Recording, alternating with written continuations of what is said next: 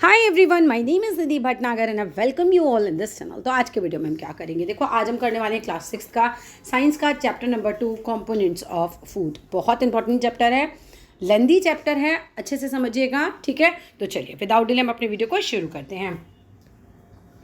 You already know that our food has different chemical substances called nutrients। देखो ये बात वो कह रहे हैं कि तुम्हें पहले से ही पता है। You already know मतलब तुम्हें पहले से ही पता है। क्या बात तुम्हें पहले से पता है कि भाई जो हमारा फूड होता है ना, उसमें होते हैं डिफरेंट केमिकल सब्सटेंसेस, और वो केमिकल सब्सटेंसेस को हम क्या बोलते हैं, न्यूट्रिएंट्स। तो डेफिनेशन हम यहीं से उठा सकते हैं कि our food has different chemical substances and these substances are called nutrients, ठीक है। These nutrients can be grouped into the following classes. अब इनको हम ना कौन कौन से न्यूट्रिएंट्स होते हैं, ठीक है। तो क्या क्या होते हैं भाई, कार्बोहाइड्रेट्स होते हैं, फैट्स होते हैं, प्रोटीन्स होते हैं, विटामिन होते हैं, मिनरल्स होते हैं, ठीक है। Nutrients are essential for good health. बहुत ही अच्छी बात आपको यहाँ अच्छे बताई हुई है कि भाई न्यूट्रिएंट्स हमें क्या ज़रूरत है, हम पढ़ भी क्यों रहे हैं, ठीक है। क्योंकि न्यूट्रिशन एसेंशियल होता है, न्यूट्रिशन एसेंशियल होता है, यानी कि न्यूट्रिएंट्स एसेंशियल होते हैं, ठीक है। न्यूट्रिशन तो उन्हीं से मिलेगा ना हमें, तो एसेंशियल मतलब ज़रूरी। तो nutrients are essential for good health, ठीक है। और it is important that our food includes all these nutrients in sufficient quantities. और वो क्या बोल रहे हैं कि भाई इट इज़ इम्पॉर्टेंट, ये बहुत इंपॉर्टेंट है दैट आवर फूड, यानी कि हमारा जो खाना है इंक्लूड्स, उसमें होता है all these nutrients in sufficient quantity. Sufficient मतलब अच्छी मात्रा में, काफ़ी मात्रा में, जितनी की ज़रूरत है उतनी मात्रा में, ठीक है। तो हमारे खाने में जो है वो न्यूट्रिएंट्स जो है वो सफिशेंट मात्रा में होते हैं। Besides these nutrients, in nutrients के अलावा हमको और क्या क्या चाहिए होता है, इन न्यूट्रिएंट्स के अलावा हमें हमारे खाने में चाहिए होता है, हमारी जो बॉडी को चाहिए होता है, हमारी body also needs water and रफिज, ठीक है।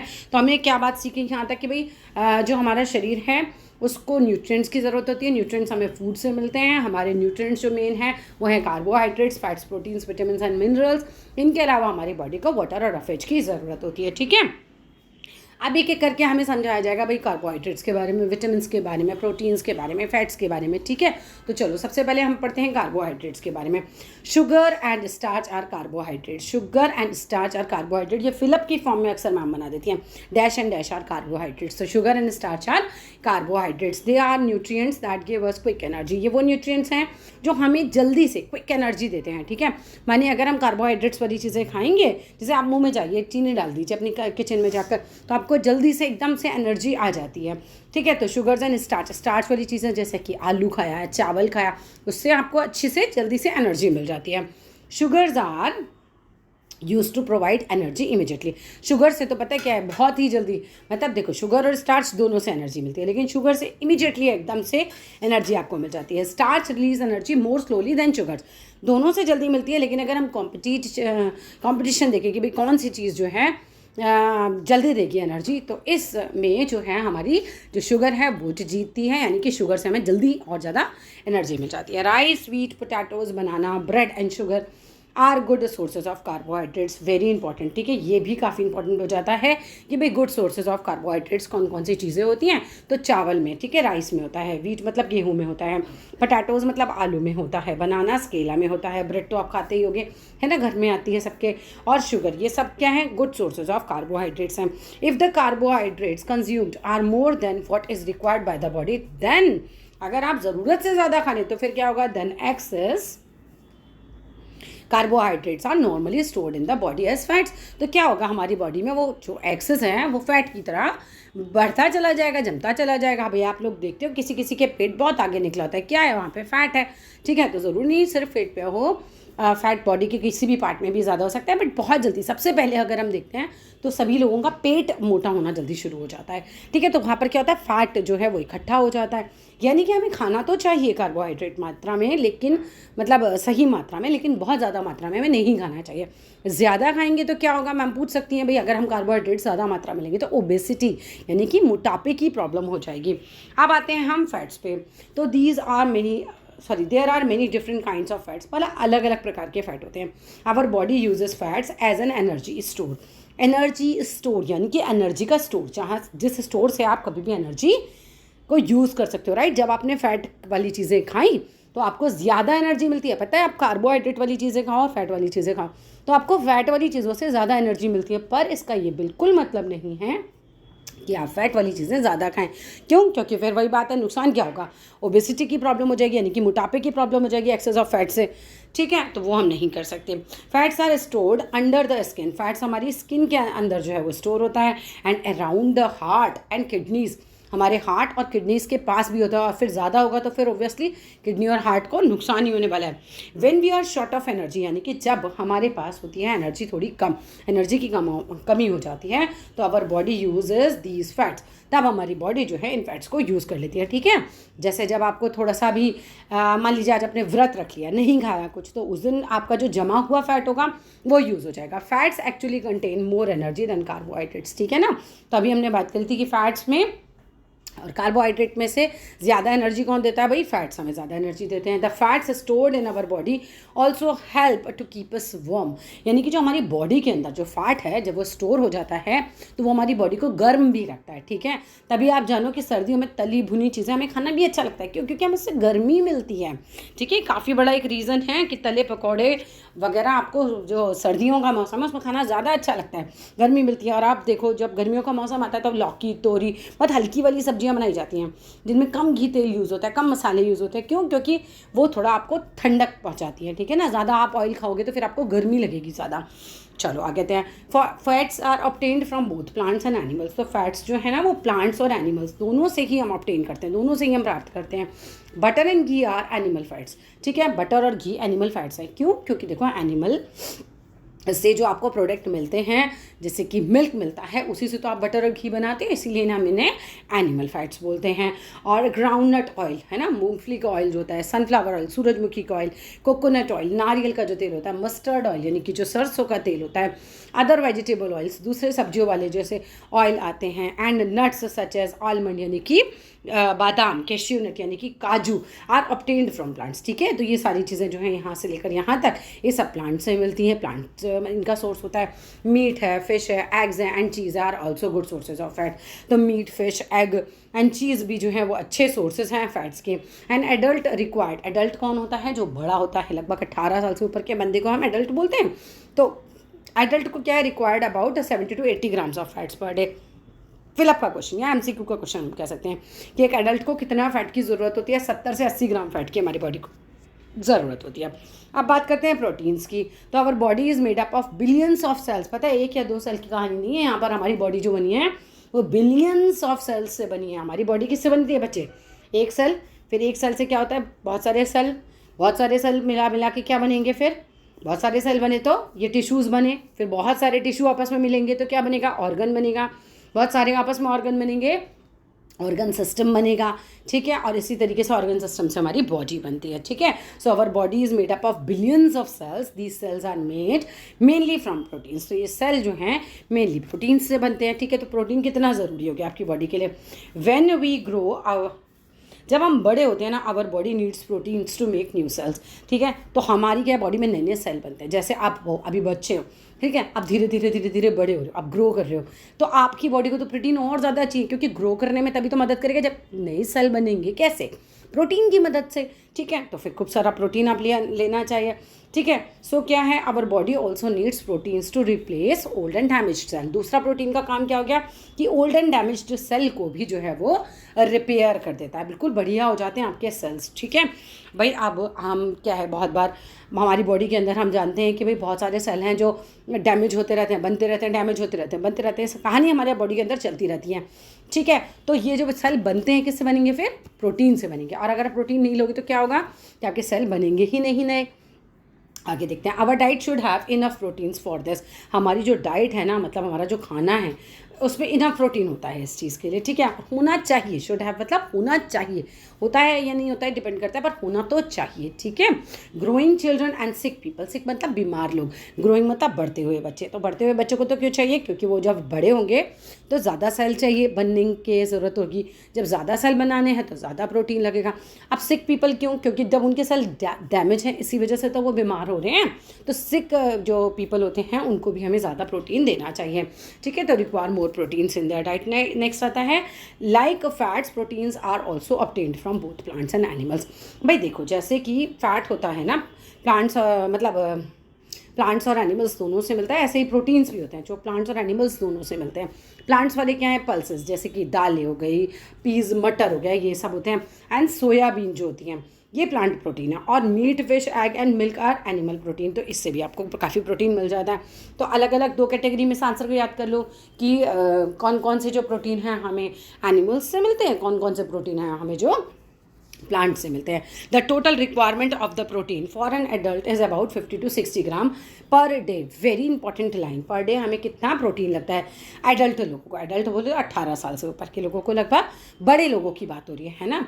तो 50 से 60 ग्राम जो है पर डे हमें लग जाता है, अबाउट 1 ग्राम पर किलोग्राम बॉडी वेट के अनुसार।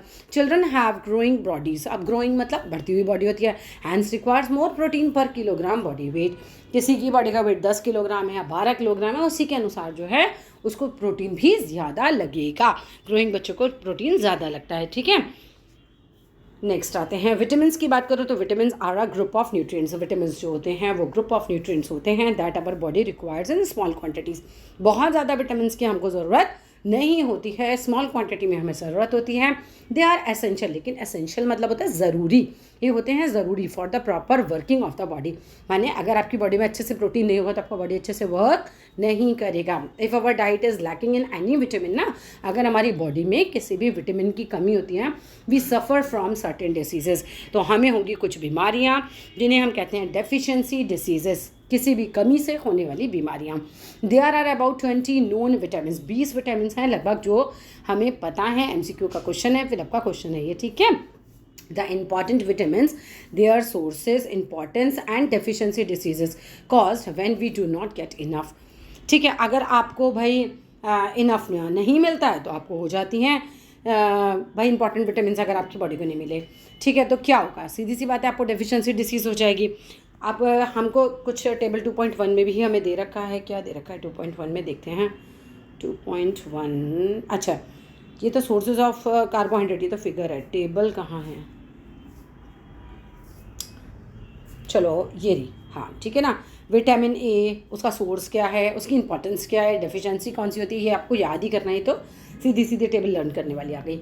चलो आगे आते हैं, मिनरल्स की बात करते हैं। तो minerals are nutrients that contain certain elements. तो मिनरल्स वो न्यूट्रिएंट्स होते हैं, क्या हो गया, हाँ, minerals are nutrients that contain certain elements. Minerals में होते हैं कुछ certain elements, all of them perform particular functions in the body. और जितने भी मिनरल्स हैं वो बॉडी के अंदर कुछ पर्टिकुलर फंक्शंस परफॉर्म करते हैं।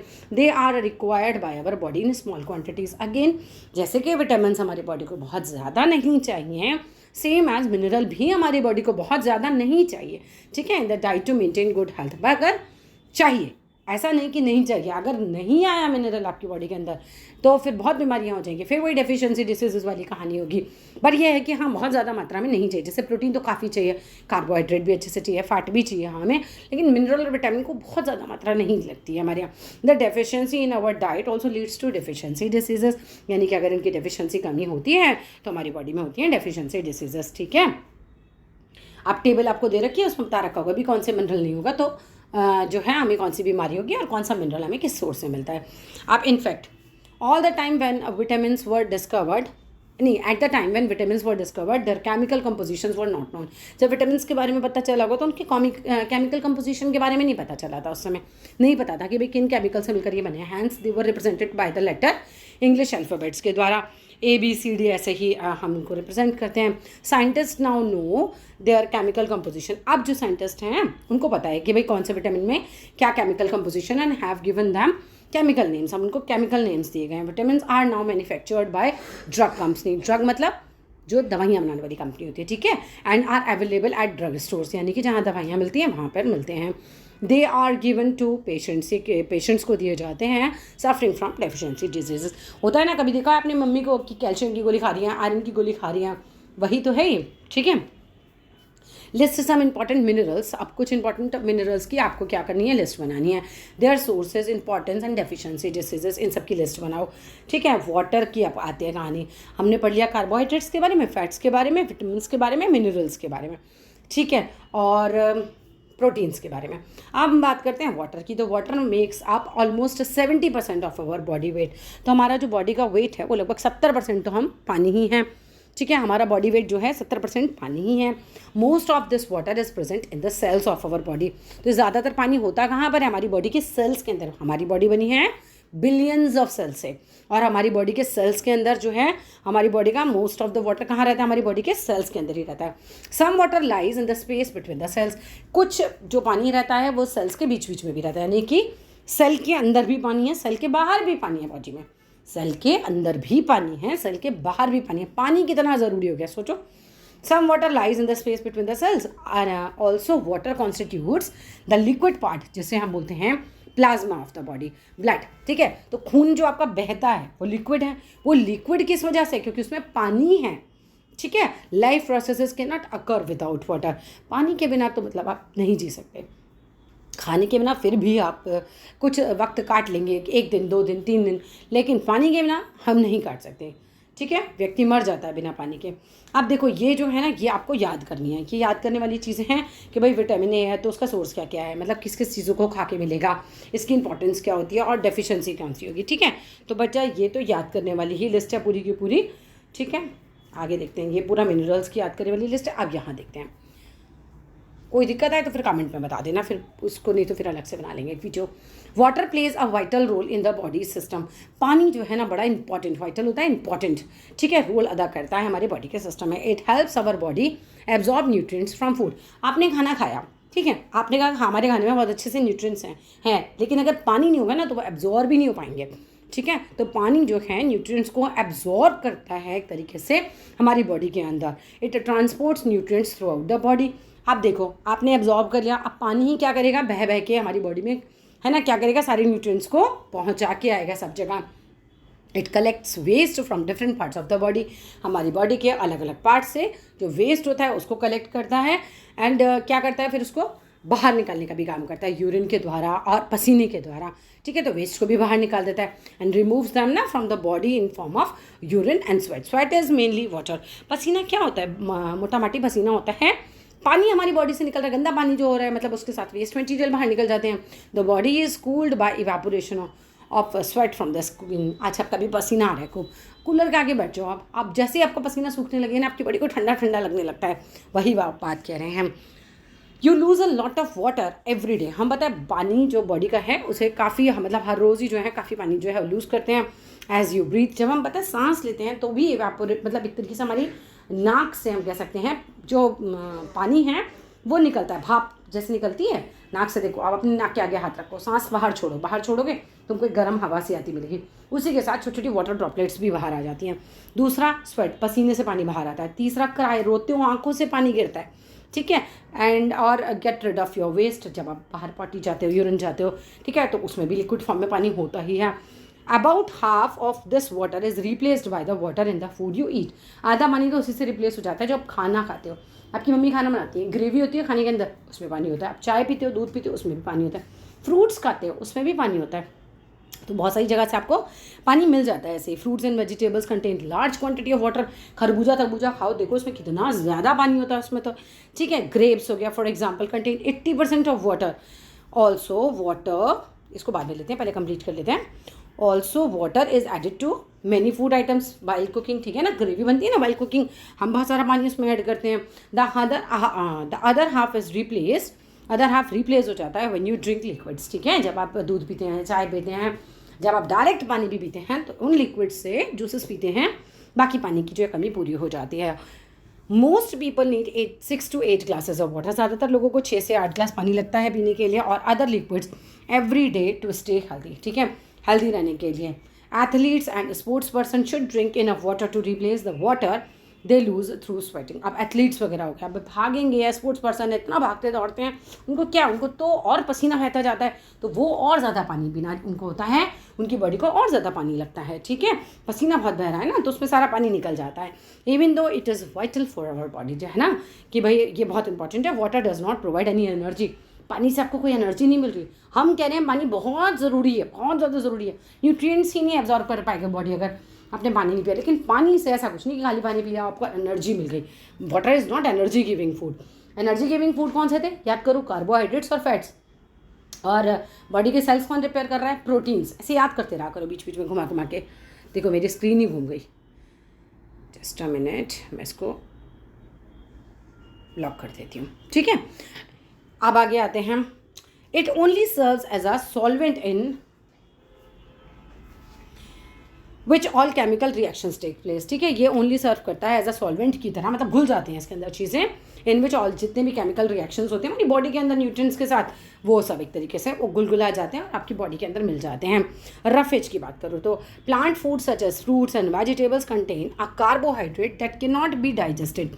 प्लांट फूड जैसे कि फ्रूट्स और वेजिटेबल्स होते हैं, उनमें होता है कार्बोहाइड्रेट जो कि डाइजेस्ट नहीं किया जा सकता बॉडी के द्वारा। इट इज़ कॉल्ड रफेज, यानी कि वो फिर बाहर निकल जाएगा, है ना। डाइजेस्ट नहीं कर पाएगी बॉडी, तो क्या होगा, वो बॉडी से बाहर निकल जाएगा। It should form an important part of our diet because of the following reasons. अब हम कह रहे हैं कि हमारी बॉडी उस रफेज को, मतलब जो प्लांट्स और वेजिटेबल्स में पाया जा रहा है, मतलब प्लांट प्रोडक्ट्स में, फ्रूट्स वेजिटेबल्स में डाइजेस्ट नहीं करते, तो आपके दिमाग में आएगा तो फिर खाना क्यों है ना। जब डाइजेस्ट ही नहीं हो रहा तो खाना क्यों है, रीजंस बताएंगे। Roughage adds bulk to our food since it is not digested, it passes down the entire digestive tract from the mouth to anus. पूरा पता है, मुंह से लेकर एनस तक सारा क्लीन कर देती हैं फ्रूट्स और वेजिटेबल्स। कभी खीरा खाना, तुम्हारा अगर कॉन्स्टिपेशन हो रहा होगा ना तो सीधा पॉटी जाओगे, ज़्यादा खीरा खा लेना पॉटी हो जाएगी, ठीक है। और हंसना नहीं, ये काफ़ी इंपॉर्टेंट है बेटा। जब तक हमारी बॉडी का वेस्ट नहीं निकलेगा ना, तो अब तक तो आप समझो कि पॉसिबल ही नहीं है हमारा जीना। अगर हम ये कहें कि वेस्ट नहीं निकलेगा हमारी बॉडी से, तो आप जिंदा भी नहीं रह सकते। सारा अंदर एक तरीके का जहर फैल जाएगा, क्योंकि आपकी बॉडी से गंदगी का निकलना बहुत ज़रूरी है। उस गंदगी को निकालने की रफेज की ज़रूरत होती है, ठीक है। तो मेन काम यही होता है। The muscles of the digestive tract needs this bulk to push against, ठीक है, धक्का मारता है ये, है ना। तो एक तरीके से like squeezing toothpaste out of a tube, जैसे हम दबा के टूथपेस्ट बाहर निकालते हैं, ऐसे ही रफेज करेगा। ये मसल्स जो होती हैं ना हमारी, यही काम करती हैं। जो डाइजेस्टिव ट्रैक्ट की मसल्स होती हैं, वो दबा दबा के गंदगी को बाहर निकाल देती हैं, और रफेज इस कार्य में बहुत मदद करता है, ठीक है।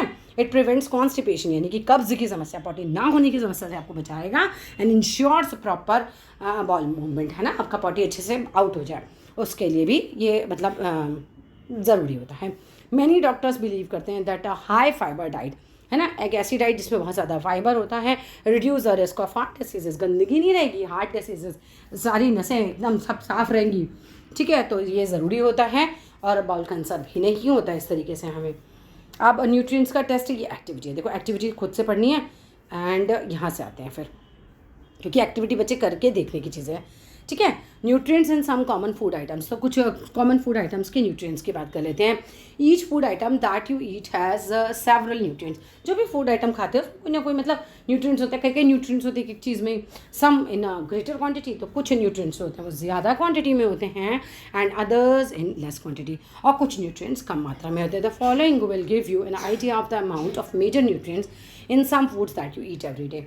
तो कुछ आपको बताया हुआ है कि भाई जो भी आप खाना खाते हो उसमें इस वाले आइटम में ये वाला न्यूट्रिएंट ज़्यादा होता है। चलो आगे देखते हैं। सीरियल्स, वीट हो गया, वीट हैव मैक्सिमम कार्बोहाइड्रेट, है ना, बता रखा है ना। अब देखो किसमें कौन से न्यूट्रिएंट ज़्यादा है, तो वीट यानी गेहूँ में, राइस में, इनमें कार्बोहाइड्रेट्स बहुत ज़्यादा, तो 70% तो कार्बोहाइड्रेट ही है। अब ज़्यादा खाओगे तो क्या होगा, फैट में कन्वर्ट हो जाएगा वो। रोटी चावल, इसलिए क्या कहते हैं, सब्जी ज़्यादा खाओ, फ्रूट्स ज़्यादा खाओ, क्या आउट हो जाएंगे, अपना काम करके बाहर निकल जाएंगे, ठीक है। तो हमें ज़्यादा चपाती या चावल बहुत ज़्यादा नहीं खाना चाहिए, खाना चाहिए पर बहुत ज़्यादा नहीं खाना चाहिए, क्योंकि बहुत ज़्यादा खाने पर क्या हो जाता है, फिर ये फैट में कन्वर्ट हो जाएंगे, ठीक है। लेस प्रोटीन्स अबाउट 10%, प्रोटीन कम होता है ना, प्रोटीन वाली चीज़ें में ज़्यादा खानी चाहिए। क्यों, क्योंकि हमारे सेल रिपेयर हो जाएंगे, हम अच्छे से ग्रो कर पाएंगे। And small amounts of vitamin and minerals इनमें काफ़ी कम होते हैं। Cereals are there for eaten with everyday meal to give energy, पर कार्बोहाइड्रेट से हमें एनर्जी मिलती है, इसीलिए हम डेली चावल या रोटी तो ज़रूर हमारे जो मील होता है उसमें ज़रूर शामिल होती है। You must get most of your energy from carbohydrates, है ना। तो ज़्यादा एनर्जी जो आपको मिलती है ज़्यादा अपनी बॉडी की, वो आपको कार्बोहाइड्रेट से ही मिलती है। देखते हैं कितना रह गया, इसी वीडियो में कवर हो जाएगा। हम अभी तो ये काफ़ी बड़ा है, चलो कोशिश करते हैं एक ही वीडियो में इसको निकालने की।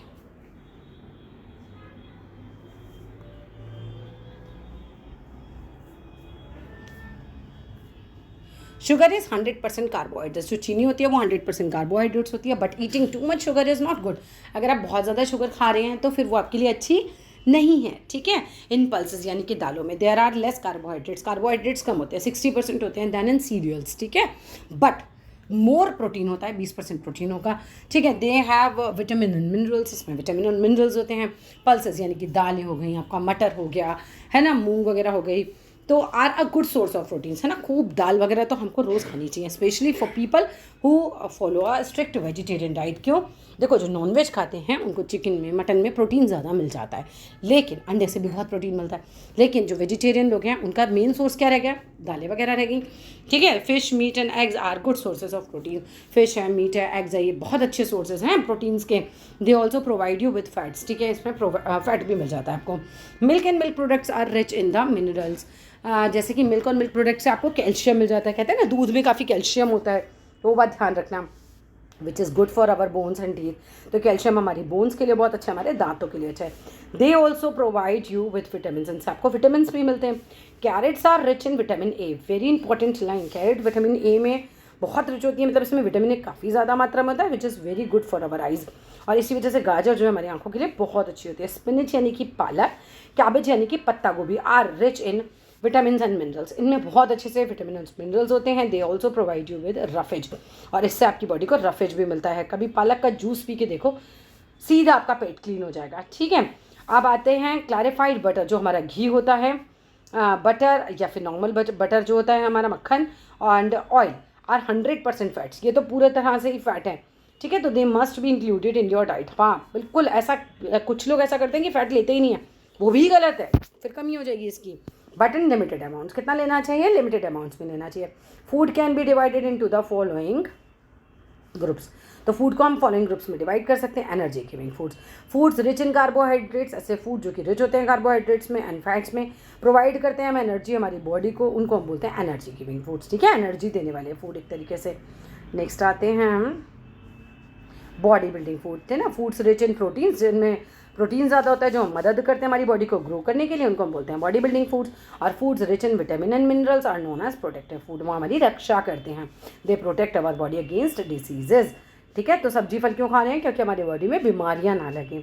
बैलेंस डाइट क्या होती है? मतलब जिसमें सब मात्रा सही हो, बिल्कुल बैलेंस्ड मात्रा में। किसकी मात्रा? न्यूट्रिएंट्स की, ठीक है। टू रिमेन हेल्दी, हेल्दी रहने के लिए, स्वस्थ रहने के लिए, you need all the nutrients in the right amount. आपको न्यूट्रिएंट्स की ज़रूरत होती है राइट अमाउंट में, बिल्कुल सही मात्रा में। No single food item contains all the nutrient, एक सिंगल चीज़ में सारे न्यूट्रिएंट्स आपको नहीं मिलते। रोज़ आप सोचो सिर्फ चावल ही खाना है, सिर्फ चावल ही खाना है, सिर्फ चावल खाना है, मतलब कुछ और खाना ही नहीं है, तो क्या आपकी बॉडी स्वस्थ रह पाएगी? डेफिनेटली नहीं रह पाएगी, ठीक है। Therefore you need a combination of food items. थाली कैसी होनी चाहिए? रंग बिरंगी। क्यों कहते हैं रंग बिरंगी होनी चाहिए? क्योंकि जब अलग अलग सब्जी फल आप अपनी थाली में रखेंगे, खाएंगे, तो क्या होगा? आपको अलग अलग मात्रा में न्यूट्रिएंट्स मिल जाएंगे, ठीक है। Balance diet is one that contains the proper amount of each nutrient. Balance diet वो होती है जिसमें प्रॉपर अमाउंट होता है हर चीज़ का, हर न्यूट्रिएंट्स का। हाउएवर फिर भी अ balance diet is not the same for everyone. अब एक बुजुर्गवार हैं, उनकी बैलेंस डाइट और एक छोटे बच्चे की बैलेंस डाइट क्या एक जैसी होनी चाहिए? नहीं ना, बच्चे की रिक्वायरमेंट अलग है और जो बुजुर्गवार है उनकी अलग है, ठीक है। एक मजदूर की बॉडी अलग रिक्वायरमेंट होगी, और अगर एक ऑफिस गोइंग आदमी है जिसको सारा दिन सिर्फ बैठ के काम करना है, तो उसकी बॉडी की रिक्वायरमेंट अलग है, ठीक है। It depends on the age, sex. लड़के की डाइट ज़्यादा होती है जनरली लड़कियों के मुकाबले सेम ही एज पे, है ना। जो टाइप ऑफ वर्क जो भी आप करते हो उसके हिसाब से भी अलग होती है आपकी डाइट। इन अर्ली चाइल्डहुड, जो स्टार्टिंग का मतलब जैसे आपका ही है, नहीं आपका तो थोड़ा सा आगे आ गया। अर्ली चाइल्डहुड में क्या होता है? Child grows rapidly. जैसे 4-5 साल का बच्चा है, अभी वो फटाफट ग्रो अगर कर रहा है, तो उसको क्या चाहिए? प्रोटीन ज़्यादा चाहिए, ठीक है। प्रोटीन तो आपको भी अभी चाहिए, बिकॉज 6th क्लास के जो बच्चे होते हैं उनकी हाइट बहुत तेज़ी से बढ़ेगी। अभी 7th 8th 9th 10th तक आते आते ना आपकी हाइट बहुत जल्दी बढ़ेगी। तो जब जल्दी बढ़ेगी ना, तो प्रोटीन अच्छी मात्रा में लेना, नहीं तो दर्द शुरू हो जाएंगे बॉडी में, ठीक है। अब आइए आगे, नर्सिंग मदर्स, ठीक है। जो नर्सिंग मदर्स होती हैं, प्रेग्नेंट जो विमेन होती हैं, मतलब जो बच्चों को दूध पिलाती हैं या फिर जो माँ बनने वाली होती हैं, उनको भी प्रोटीन की ज़रूरत होती है, ठीक है। सर्व करने के लिए needs of the growing baby, क्योंकि अंदर बॉडी में बेबी बन रहा है, बेबी पल रहा है, तो फिर उसके लिए हमें ज़्यादा प्रोटीन लगता है, ठीक है। हार्ड वर्किंग लेबरर, मतलब मजदूर बहुत हार्ड वर्क कर रहा है, उसको तो एनर्जी ज़्यादा चाहिए। एक आदमी सर पे ईंटें ढो रहा है, रेता ढो रहा है, ऊपर जा रहा है, नीचे आ रहा है ना, तो उसको बहुत ज़्यादा एनर्जी लग रही है, तो which he can get by eating more fats and carbohydrates. तो उसको कहाँ से मिलेगा? कि भाई ज़्यादा फैट खाओ, अब ज़्यादा कार्बोहाइड्रेट खाओ। 2.2 gives an example of a balance diet for 12 years old। 12 साल के बच्चे का ना एक हमें बैलेंस डाइट दिखा रखा होगा। Cooking of food such as vegetables हो गए, सीरियल्स हो गए एंड मीट हो गए, ये आप पढ़ लेना अच्छे से। आगे देखते हैं। Are cooked before eating. तो हमें क्या करते हैं भाई, हमको ना भाई पकाया जाता है। कच्ची सब्जी खाते हो, कच्चे आलू खाते हो? नहीं ना। Cooking makes the food soft. ऐसा क्यों होता है, क्यों नहीं कच्चा खाते? क्योंकि भाई कच्चा सॉफ्ट नहीं होता, टेस्टी नहीं होता, ईजी टू डाइजेस्ट भी नहीं होता, तो नहीं खाना चाहिए। हाँ, सलाद वाली चीज़ें हमें खानी चाहिए कच्ची, ठीक है। तो कुकिंग क्या करती है, हमारे फूड को सॉफ्ट बना देती है, हमें टेस्टी बना देती है, खाने को डाइजेस्ट अच्छे से हो जाता है, मतलब ईजिली डाइजेस्टेबल बना देती है। बट रॉन्ग कुकिंग मैथड्स, गलत तरीके कुकिंग के डिस्ट्रॉय कर देते हैं सेवरल न्यूट्रिएंट्स को in it. Vegetables and fruits should not be washed after cutting और पीलिंग दैम। हमें वेजिटेबल्स और फ्रूट्स को अगर हम मतलब हमने वॉश करना है ना, तो पहले वॉश कर लो। अगर आपने छील के या कट के वॉश किया ना, न्यूट्रिएंट्स ही बहा दोगे आप, तो फिर this result in the loss of some vitamin and minerals. तो जो विटामिन एंड मिनरल्स होते हैं न्यूट्रिएंट्स है ना, तो ये क्या हो जाएंगे, ये भी बह जाएंगे। Washing rice and pulses repeatedly also results in the loss of vitamin and minerals. आप भी पता है कई बार कई मम्मियाँ होती हैं दाल चावल को धोए जा रहे हैं, पता है आप क्या कर रहे हो, आप कर रहे हो बहा रहे हो न्यूट्रिएंट्स को पानी में, ठीक है। तो एक आधा बार धो, ज़्यादा बार नहीं धोना चाहिए। Food should be cooked in just enough water. अब कई बार क्या होता है, कई लोग ना बहुत ज़्यादा ग्रेवी बना लेंगे। अब ग्रेवी खाई नहीं गई, ग्रेवी फेंक दी, तो मतलब आपने क्या फेंक दिया, न्यूट्रिएंट्स फेंक दिए। तो टू मच वाटर भी नहीं डालना है। Cooking in too much water and then throwing the extra water away makes food loss in its nutrients. अभी भाई कई लोगों तो मैंने देखा नॉनवेज में भी इतनी ग्रेवी डाल देंगे, फिर क्या कहेंगे कि हमने पीस खा लिए, मतलब ग्रेवी तो छोड़िए, ग्रेवी नहीं छोड़ी है, सारे न्यूट्रिएंट्स छोड़ दिए। बच्चे इवन नॉर्मल सब्जियां जो होती हैं वो खाते हैं, कई बार क्या कहते हैं हमने सब्जी खा ली है, बस ग्रेवी छोड़ी है। बस ग्रेवी नहीं है वो, उसके अंदर सारे न्यूट्रिएंट्स घुले हुए हैं, आपने वो न्यूट्रिएंट्स फेंक दिए एक तरीके से सिंक में, ठीक है। तो ऐसा नहीं करना चाहिए, बस उतना पानी डालिए जितना आप खा सकते हैं, ठीक है। Vitamin C get destroyed during cooking due to heat. ये इंपॉर्टेंट है, ये आ जाता है एग्जाम में, पूछ लेते हैं कि भाई वो कौन सा विटामिन है जो डिस्ट्रॉय हो जाता है हीटिंग में, तो वो है विटामिन सी। तो अभी कहते हैं जब खाना ना नींबू वगैरह कुछ निचोड़ रहे हो अगर अपने किसी रेसिपी में, तो गैस बंद कर दो और फिर उसके बाद ही मतलब अपनी रेसिपी में निचोड़ो, वरना वो तो डिस्ट्रॉय हो जाएगा, ख़त्म, कोई फ़ायदा नहीं है उसका। We should therefore eat raw fruits and vegetables to get vitamin C. आप आंवला वगैरह खाइए, देखिए कितना बढ़िया विटामिन सी मिलता है। अपनी अनार नहीं, संतरा खाइए, बहुत अच्छा विटामिन सी मिलता है। अब बात करते हैं डेफिशिएंसी डिसीजेस की। Many people in the world can not afford a balance diet due to poverty. अब देखो गरीबी हमारे देश में भर भर कर है ना, देश में क्या दुनिया में भर भर कर गरीबी है, तो लोगों को ना बैलेंस डाइट नहीं मिल पाती, वो अच्छे से पूरा जितने भी न्यूट्रिएंट्स होने चाहिए वो नहीं खा पाते। Some others do not get a balance diet because of the wrong food habits. कुछ तो ऐसे पिज्ज़ा बर्गर पे जिंदा है, ठीक है, रॉन्ग फूड हैबिट्स हैं, तो भी नहीं मिल पाते। For example many children do not eat green vegetables. कुछ क्या कहते हैं, छी पालक, छी मेथी, ऐसा करते हो ना, तो बहुत गलत है, पता है। अगर नहीं खाओगे ना फिर होंगी बीमारियाँ बड़े होके, which are full of vitamin and minerals, ठीक है। तो बहुत ही बढ़िया चीज़ होती है green vegetables, you must eat it, ठीक है। मैनी पीपल प्रैक्टिस करते हैं रॉन्ग कुकिंग हैबिट्स जो डिस्ट्रॉय कर देती है उनके न्यूट्रिएंट्स को भी। तो कुकिंग हैबिट्स भी बड़ी सही होनी चाहिए, ऐसा भी नहीं पकाए जा रहे हैं, पता चला उसके सारे न्यूट्रिएंट ही जला दिए आपने। People who do not get the right amounts of all nutrients from their food suffer from deficiency disease. सही मात्रा में अगर आपको फूड से नहीं मिल रहे न्यूट्रिएंट तो आपको हो जाएंगी कमी वाली बीमारियाँ, deficiency diseases. This affects the effects of deficiency of different nutrients are discussed below, है ना, क्या क्या मतलब उसका प्रभाव क्या क्या पड़ेगा। अब अगर कार्बोहाइड्रेट की डेफिशिएंसी हो जाती है, most of the energy we need comes from carbohydrates. ज़्यादातर एनर्जी जो हमें चाहिए होती है वो किससे आती है भाई, कार्बोहाइड्रेट से आती है। About 320 grams of cereals can provide a 12 years old with the energy he और शी नीड्स पर डे, ठीक है ना। तो 320 ग्राम सीरियल्स से मतलब हमें जो है 12 साल के अगर बच्चा है तो उसको उतनी एनर्जी मिल जाती है जितनी उसे चाहिए। If your diet gives less energy than requires by your body it is deficient in carbohydrates. अगर आपकी बॉडी में एनर्जी कम आपको लग रही है ना, तो समझ लो कार्बोहाइड्रेट्स की कमी हो रही है। People with carbohydrates deficiency in their diet are weak and do not have enough stamina. Stamina ही नहीं होता, कहते नहीं किसी बच्चे में स्टेमिना ही नहीं है, काम ही नहीं कर पाता, इतनी जल्दी थक जाता है, क्या नहीं है उसकी बॉडी में, कार्बोहाइड्रेट्स नहीं सही मात्रा में ले रहा है, ठीक है। दे के नॉट बियर फिजिकल और मेंटल स्ट्रेन। फिजिकल और मेंटल भी याद कर लो, फिजिकल के साथ साथ मेंटल भी लिखा हुआ है। मानसिक तौर पे भी अगर आप बहुत ज़्यादा देर पढ़ना चाहो और बच्चे में कार्बोहाइड्रेट्स की कमी है तो सुन लीजिए, नहीं होगा, आप स्ट्रेन ले ही नहीं पाओगे, इतना थक जाओगे बहुत जल्दी, ठीक है। Eating too much of carbohydrates also leads to ill health, इसीलिए तो कहते हैं बैलेंस डाइट खानी है। अब आपने सोचा कि बहुत सारा खा लेंगे, बहुत सारी एनर्जी मिलेगी, तो भी गड़बड़ है, फिर आप बीमार हो जाओगे। So most of the extra carbohydrates क्या हो जाता है बच्चा, फैट में कन्वर्ट हो जाता है, ठीक है ना। तो वही हमने अभी बात भी करी थी, are converted and stored as a fat in the body. This leads to an increase in the body weight. फिर आपका वजन बढ़ जाना है, दिस इज कॉल्ड ओबेसिटी, इसको कहते हैं मोटापा। Overweight people are not very active, है ना, कहाँ होते हैं आप देखो ना, मोटे लोग तेजी से ना चल पाते हैं, ना भाग पाते हैं, ना काम कर पाते हैं, and often suffer from diseases such as that of heart, पता है दिल की बीमारी हो जाती है मोटापे से, सबसे पहले हार्ट अटैक का बहुत खतरा होता है। Deficiency of proteins and vitamin, अब अगर किसी के अंदर प्रोटीन या फैट्स की कमी हो जाए फिर क्या होगा, deficiency of proteins in the diet leads to severe malnutrition, है ना, कमी होगी, मैल न्यूट्रिशन है इस बच्चे को, यानी कि न्यूट्रिशन की कमी है specially in children. Kwashiorkor, oh my god, ये तो नाम भी देखो ना, खतरनाक नाम है, ठीक है। ये डिसीज़ है caused by protein deficiency in children, है ना, बच्चों को प्रोटीन की डेफिशिएंसी होती है तो क्वाशोकोर नाम की बीमारी हो जाती है। द स्टमक बिकम स्वेलन, पेट हो जाता है सूजा हुआ सा, लेग्स बिकम थिन, पैर हो जाते हैं बिल्कुल पतले पतले, एंड स्किन शोज अगली पैचेस, गंदे से पैच आपकी स्किन पे दिखाई देते हैं। If the disease is not treated in time, अगर आपने इस बीमारी को अच्छे से टाइमली जो है नहीं ट्रीट किया ना, the mental and the physical growth of the children slows down हो जानी है, फिर हो जानी है कम, ग्रोथ ही नहीं होगी। फिर उसके बाद कौन सी है, marasmus, marasmus is a disease in children caused by the deficiency of protein, अब ये प्रोटीन, कार्बोहाइड्रेट एंड फैट्स की कमी से हो जाती है। The child become so thin, बच्चा बहुत पतला हो जाएगा, that you know loose folds of the skin and can be seen all over the body. आप देखना, माय गॉड, ये देख रहे हो आप इसकी बॉडी का, ये मैरस्मस में ये देख रहे हैं, ये देखिए कैसे उसकी पसलियाँ तक चमक रही हैं, my god. Deficiency of vitamin and minerals, अब विटामिन एंड मिनरल्स कमी से क्या होता है, vitamin are called essential nutrients because they are necessary for the normal development. भाई देखो विटामिन को हम कहते हैं एसेंशियल है, ज़रूरी है न्यूट्रिएंट्स के, क्योंकि ये नेसेसरी क्यों है भैया हमारे लिए, नॉर्मल डेवलपमेंट के लिए और फंक्शनिंग के लिए। हमारी बॉडी के सिस्टम को फंक्शन ही नहीं करेगा नहीं तो बॉडी हमारा अच्छे से, दे रेगुलेट बॉडी एक्टिविटीज़, हमारी बॉडी की एक्टिविटीज़ को रेगुलेट करते हैं। Each vitamin is needed for a specific purpose, her vitamin का ए का अलग काम है, बी का अलग काम है, सी का अलग काम है, ई का अलग काम है, एफ तो होता ही नहीं है, ठीक है। चलो आगे आते हैं। Deficiency of one or more vitamin leads to deficiency disease, अगर कमी हो जाएगी ना किसी की भी तो मतलब उस हिसाब से फिर आपको बीमारियां भी होंगी।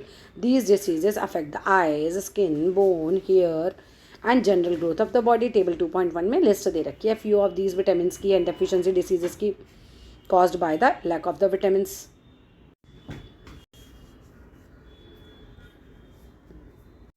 Like vitamin minerals are needed by the body in very small quantities, ठीक है। विटामिन की तरह ही मिनरल्स भी हमें बहुत क्वांटिटी में नहीं चाहिए पर चाहिए। They are supplied to our body in the form of salts by various foods, ठीक है। Deficiency of minerals in the body causes deficiency diseases, again वही बात आती है कि भाई विटामिन की कमी से या किसी और न्यूट्रिएंट की कमी की तरह मिनरल की भी अगर कमी होगी डेफिशिएंसी डिसीजेज हो जाएंगी। टेबल दे रखी है 2.2 जो शो करती है इंपॉर्टेंट मिनरल्स को जो रिक्वायर्ड होते हैं हमारी बॉडी के द्वारा, and diseases caused by the deficiency in the body, ठीक है, बाय द डेफिशिएंसी। तो बीमारियां भी बता रखी होंगी कौन से मिनरल से कौन सी बीमारी होगी, नहीं है तो। Let us study in detail about some deficiency diseases, तो चलो कुछ डेफिशिएंसी डिसीजेस के बारे में पढ़ लेते हैं। Caused by the lack of vitamin, जो होती है विटामिन की कमी से, एंड मिनरल्स से हमारी डाइट में। Scurvy is a disease cause due to lack of vitamin C, scurvy रोग ऐसा है जो कि विटामिन सी की कमी से होता है। The main symptoms of scurvy are swelling and bleeding of gums, आपके जो दांत जहाँ होते हैं ना, गम्स जहाँ होते हैं, गम्स में क्या हो जाएगा, दांतों के नीचे जो गम्स होते हैं आपके वो जो होंगे सूज जाएंगे, वहाँ पे खून निकलना शुरू हो जाएगा, एंड वाउंड्स घाव होने लगेंगे, नॉट हीलिंग प्रॉपर्ली, और वो अच्छे से हील भी नहीं होता, फिर ठीक भी नहीं होते हैं। In the 16th and 17th century sailors who went on long voyages, जो समुद्री यात्रा पे जाते थे, वोएजेस पे जाते थे, सफर फ्रॉम दिस डिसीज, उनको स्कर्वी रोग बहुत हो जाता था, as they did not get fresh fruits to eat during the voyage, है ना, समुद्री यात्रा में कहाँ से फ्रेश फ्रूट मिलेंगे, तो वो नहीं खा पाते थे, तो उनको ये बहुत बीमारी हो जाती थी। In the year 1747 a doctor named जैन स्लिंट discovered that if the sailors were given lemon and oranges the disease was cured very quickly, अगर ना सेलर्स को लेमन या फिर ऑरेंजेस अच्छे से देंगे ना तो उन्होंने बताया था कि भाई ये बीमारी ना जल्दी से ठीक हो जाती है। This led to the discovery that scurvy is deficiency disease caused by the lack of vitamin C, तो इससे ही पता चला था कि भाई विटामिन सी की कमी से स्कर्वी रोग हो जाता है, मतलब उस घटना से पता चला था। Rickets is a disease of the bones, ये ना हड्डियों की बीमारी है।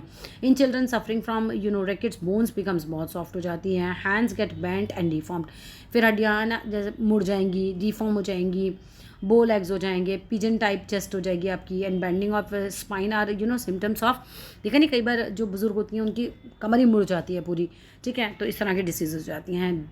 दे आर में ऑल्सो भी pain in the bones and loss of tooth enamel, ये सब चीज़ें हो सकती है। तो इन एडल्ट अगर हम बड़ों की बात करें तो बोन्स बिकम ब्रिटल, बहुत ही कमज़ोर से हो जाएंगे, एंड गेट फ्रैक्चर्ड ईजिली, और बहुत ही आसानी से क्या है भाई उनमें फ्रैक्चर हो सकता है, टूट सकती है, चटक आ सकती है उनके अंदर। So rickets is caused by the lack of vitamin D. तो अगर आपकी बॉडी के अंदर विटामिन डी कमी होगी तो फिर ये रोग हो जाएगा, एंड मिनरल कैल्शियम की कमी होगी तो फिर आपको ऐसा होगा। कई बार आपने सुना होगा लोगों को कमर में दर्द है, लैक में पेन हो रहा है बहुत ज़्यादा, तो उसका काफ़ी बार कारण यही निकलता है कि विटामिन डी की कमी हो जाती है और कैल्शियम की कमी हो जाती है। ठीक है, तो सबसे पहले ट्राई कर सकते हैं, डॉक्टर से पूछिए विटामिन डी और कैल्शियम, तो काफ़ी बार तो उसी से ही रिकवरी हो जाती है। एनीमिया जो है caused by the deficiency of iron. पता है आयरन की कमी से हो जाता है, खून की कमी कहते हैं ना, बोलते हैं इसमें खून की कमी है, आयरन की कमी होती है एक्चुअली। ठीक है, it is a disease in which there is a deficiency of substances, जिसे हम कहते हैं haemoglobin, found in the red blood cells of our body. हमारी बॉडी के जो रेड ब्लड सेल्स होते हैं ना, उसमें हीमोग्लोबिन पाया जाता है, उसकी हो जाती है कमी, तो हम कहते हैं आयरन की कमी हो गई है। Because of this the blood is unable to carry the full supply of oxygen to cells of the body. अब देखो हमारी बॉडी का जो सेल होता है ना, उसके अंदर भी ऑक्सीजन पहुंचानी ज़रूरी होती है ना। अब ये सब की कमी होगी ना तो ऑक्सीजन ही नहीं पहुंचेगी। फिर a person suffering from the disease looks pale, वो पीला दिखने लगता है, चेहरे पे पीलापन आ जाता है, गेट्स टायर्ड क्विकली, बहुत जल्दी थक जाता है, and suffers from loss of appetite, और पता है उसको भूख भी नहीं लगती है। Another type of anaemia result होता है लैक ऑफ विटामिन B12 का। अब B12 की भी कई बार कमी हो जाती है। In this disease there is a reduce formation of red blood cells in the body. इसमें भी क्या होता है, रेड ब्लड सेल्स जो हैं रिड्यूस हो जाते हैं। गॉइटर रोग होता है, गले के आगे सूजन से आ जाते हैं। Goitre is caused by the lack of mineral iodine in diet. अगर आपकी डाइट में आयोडीन की कमी है तो आपको गॉइटर रोग हो सकता है।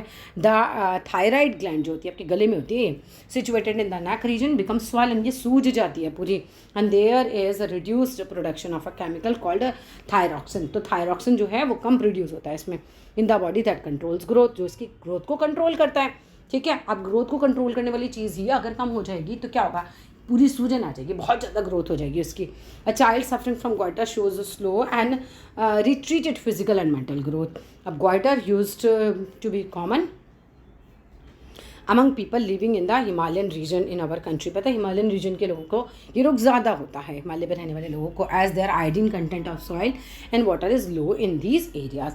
वहाँ पे लोग थोड़ा कम खाते होंगे आयोडीन को, नमक खाना आयोडीन वाला। ठीक है, however consumption of iodized salt has helped to reduce the incidence of goiter, है ना, इससे बच सकते हैं हम।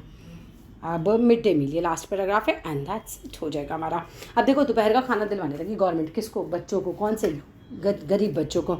ठीक है, क्यों, क्योंकि पता उनको ना न्यूट्रिएंट्स नहीं मिलते थे घर में खाने के लिए, और इससे क्या हो रहा है, अब गवर्नमेंट ऐसा क्यों कर रही है, गवर्नमेंट ऐसा इसलिए कर रही है क्योंकि आगे आने वाली पीढ़ियां अगर कमज़ोर होंगी तो देश तो कमज़ोर ही हो जाएगा ना बच्चे।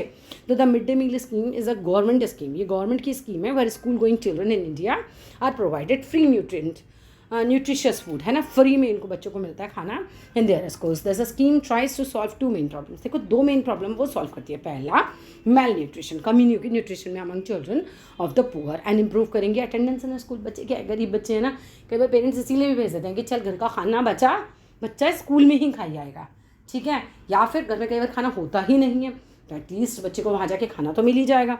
तो इसके ज़रिए वो शिक्षा भी प्राप्त कर पाता है, वरना वो उसके पास रीज़न ही नहीं होता जाने का। देखो माँ बाप जब अनपढ़ होते हैं ना तो उनको ये नहीं पता होता बच्चे को स्कूल भेज के हमें क्या बेनिफिट हो सकता है, तो उनको एक तरीके का लालच मिल गया। ठीक है, क्योंकि पढ़ा लिखा व्यक्ति तो समझता है एजुकेशन की वैल्यू, पर जो नहीं पढ़ा है वो नहीं समझ पाता। ठीक है, तो इसीलिए गवर्नमेंट ने ये स्कीम अपनाई थी कि चलो भाई खाने के लिए तो कम से कम आएंगे ना, फिर हम उन्हें पढ़ा भी लेंगे वहाँ पे। The scheme was introduced in Madras now, जिसे हम चेन्नई के नाम से जानते हैं, way back in 1925। It has now been implemented in all the states of India. अब सारे स्टेट्स में इसको जो है इम्प्लीमेंट कर दिया गया है। सो फॉर 12 करोड़ जो हैं 120 million children are covered under the mid day meal scheme. पता है इतना 120 मिलियन बच्चों को जो है मिड डे मील मिलता है हमारे देश में। It is the largest school lunch programme in the world में, और कहीं इतना बड़ा प्रोग्राम नहीं है। और ये बच्ची की फ़ोटो देख रहे हो, ये किड्स हो गया इसको, इसका पैर देखो कैसे हो रहा है, टेढ़ा मेढ़ा। ठीक है, तो that's all in this video अच्छा लगे तो ज़रूर लाइक कीजिएगा, शेयर कीजिएगा, चैनल को सब्सक्राइब कीजिएगा। Thank you.